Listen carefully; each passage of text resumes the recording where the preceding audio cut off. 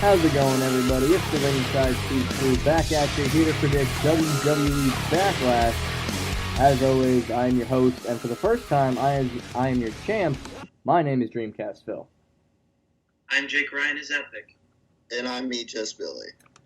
And we're back after SummerSlam and TakeOver in the same weekend to predict WWE Backlash, SmackDown's first exclusive pay-per-view, and the first Backlash since 2009 in the city of Richmond, Virginia. Because when I think big shows, I think Richmond, Virginia.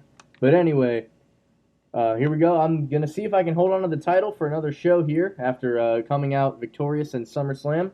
And we're going to jump right into it. First, we have the rematch for the finals of the new SmackDown Tag Team titles after American Alpha was taken out by the new heel Usos, which I'm all for them being heel, by the way. We have them facing the Hype Bros, the team of Mojo Rawley and Zack Ryder. I have to give this one to the Usos here. It would, they have never been heels before. It's unfamiliar territory. And if they, get into the finals after losing clean, it just adds to being heels. So it might even be a relatively quick match because I feel the Usos will have a more aggressive style than they're used to. So, I'm going to go with the Usos here. I am also going to go with the Usos simply because they're more of a veteran team, and I feel like the Hype Bros just really need more time. Yeah, I think they're getting a little rub from their old cousin Roman and with that heel turn, but I'm going to have to agree with you guys and say that the Usos are going to win this one. Yeah, isn't it funny how people have been dying for Roman Reigns to turn heel, and then they go ahead and let his cousins turn heel before him? It's probably just a little middle finger to the audience, but that's my opinion. Next, we have the Viper, Randy Orton, versus the Eater of Worlds, Bray Wyatt. I haven't officially made a choice on this, so I'm just going to... Orton, the way I look at it, needs a win after the way SummerSlam ended, which we could do a whole video on how SummerSlam ended. I'm going to go here with Randy Orton for that reason. I always like to think maybe this is the time they give Bray Wyatt that big win that his career needs. But that time just never seems to happen. So I'm going to go ahead and play it safe on this one and go Randy Orton. I agree with you, Phil, on the logic that Randy needs this win because he was basically jobbed out to Brock Lesnar. So my pick is Randy Orton. Yeah, this is a hard one.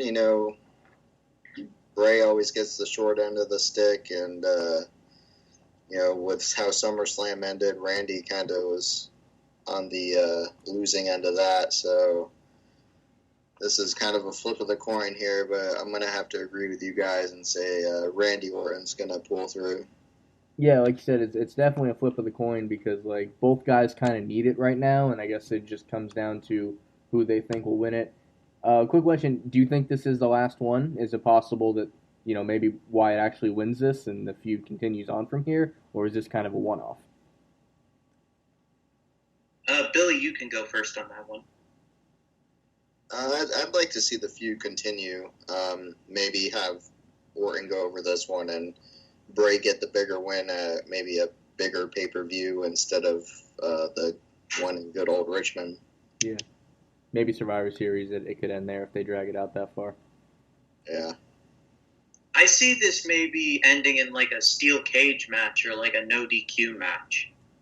Yeah, so we're all in agreement here that this probably won't be the only time they face each other, which would be good because this feud seems rushed right now, but I could see it being something pretty good. I'm gonna jump next to the 6-pack elimination challenge for the SmackDown Women's Championship. We have Alexa Bliss, Becky Lynch, Carmella, Naomi, Natalya, and the returned Nikki Bella.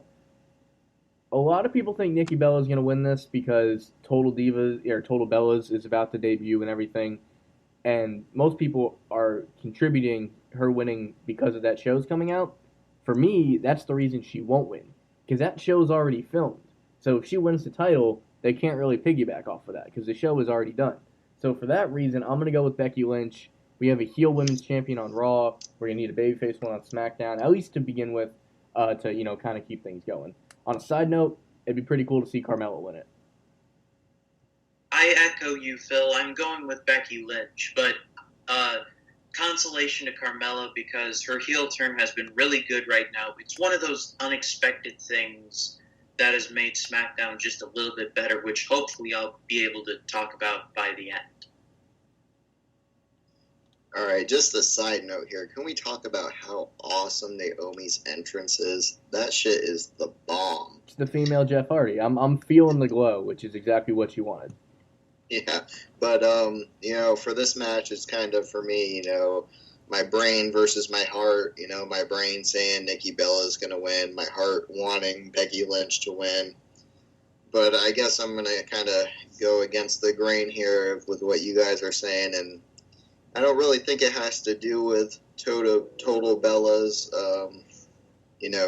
which premieres Wednesday, October 5th at 8 p.m. on E! Network. But I think Nikki Bella is still going to pull it through just because she can kind of be the face of the women's division on SmackDown, and it will kind of be it would cool to see, like you guys were saying, Carmella kind of go up against Nikki like in a future date. So I'm going to be going with Nikki. There's really no bad I mean, like you were saying how awesome Naomi's entrance is, and if she win, that'd probably be the most surprising. But like, if Lynch wins, people are happy. If Bella wins, you have a established figure. Carmella or Bliss would be refreshing, and everyone knows Natalya is one of the better in-ring women they have. So there's really no bad answer here, which is kind of nice every once in a while that you don't really have to worry about who wins, because overall you're going to be all right with it. Next we have the Intercontinental Championship match between The Miz and Dolph Ziggler. And The Miz is probably as over as he's been in a good while after the run-in with Daniel Bryan on Talking Smack a couple weeks ago. Was it a work? Was it a shoot? All I know is The Miz is, like I said, about as over as he's been in a while. And which is why I have him winning this. Dolph Ziggler, he just left a championship match at SummerSlam. I don't really know why he's in this match, if no other reason is to put Miz over. Even if it ends in DQ, Miz is walking away with the title. I have to disagree with you on this one. I feel like this is a must-win for Dolph because exactly what you said. He was just in a championship match. He lost. And so to build back up his credibility and to make sense for the storyline, he has to win. So I'm going Dolph on this one. See, I can kind of see where you both are coming from on this point. With Dolph, it's kind of a win or go home type situation. Like, if he loses, like, where does he go from here? Right. All I can see him, he's like, pretty much a veteran now in WWE, been there over 10 years. And so has The Miz. And kind of to what you were saying, Phil, The Miz is kind of on a uphill momentum. As far as Dolph The Miz Ziggler goes, is kind of plateaued, I think. So I'm going to be going with The Miz on this one, but I'm curious to see where Dolph goes from here if he does lose. And real quick, since I did bring it up, when you guys saw the Talking Smack thing with him and Daniel Bryan, what was your initial reaction? Because for me, things like that are, sting an extra little bit when they're true. And he made a great point that if Daniel Bryan did love wrestling as much as he wanted, he could go somewhere that didn't have concussion protocols, and he could be wrestling still. So, it was kind of a dick move, but it was a great point. So that, if nothing else, raised some eyebrows. On first viewing, I was like, Miz is full of crap. That makes absolutely no sense. But then I watched it again, and slowly I was kind of like, okay, I definitely see where he's coming from. I don't agree with him. I don't think that indie wrestling is what he says he is. It says it is. But I definitely think that he was honest and upfront, and I agree with him somewhat, but not wholeheartedly. Yeah, I mean, I think it was kind of a scripted shoot. Like, they kind of gave him, like, this topic to talk about, and like you were saying, Phil, hitting those hitting them where it hurts, I guess you could say. And with Daniel being like, he's saying he's so passionate about it, like he could go off and wrestle, for ROH or over in Japan if they let him. But I think it was definitely from the heart from The Miz, and that's good to see, that they're trying to bring some of that reality into wrestling. Yeah, it definitely got people talking. And at the end of the day, even if it was a shoot or work, it got people talking. So that's exactly what they wanted. Next, we have the SmackDown Championship Finals, which I believe we all picked the Usos, correct? Yes, I believe we did. Okay, so then we have the Usos and Heath Slater and Rhino. I really think this is the perfect opportunity. Jay kind of hit the nail on the head earlier, I think before we came on the air even, that Jason Jordan maybe runs down or, Chad Gable's with him, but if he has a sprained MCL or whatever they claim to have, he can't exactly be running around the ring. But they do something to cost the Usos this. That way you have champions that can go off and do something else, and you have a tag team feud aside from just the championship chase. So that's always good to have. So I'm going to go with, and of course if Heath Slater doesn't win, he in kayfabe doesn't get a contract, and this storyline eventually has to come to an end. So maybe this is how he gets on a roster. Let me just say for the record that I really do not like what they're doing with Heath Slater. I've never really liked him, but right now I think he is as annoying as he has ever been. But with that being said, he is as interesting as he has ever been. People are giving a crap about him more now than they ever did like 2 or 3 years ago. So I have to use logic and reasoning, and I have to go with Heath Slater and Rhino. Or Slay No.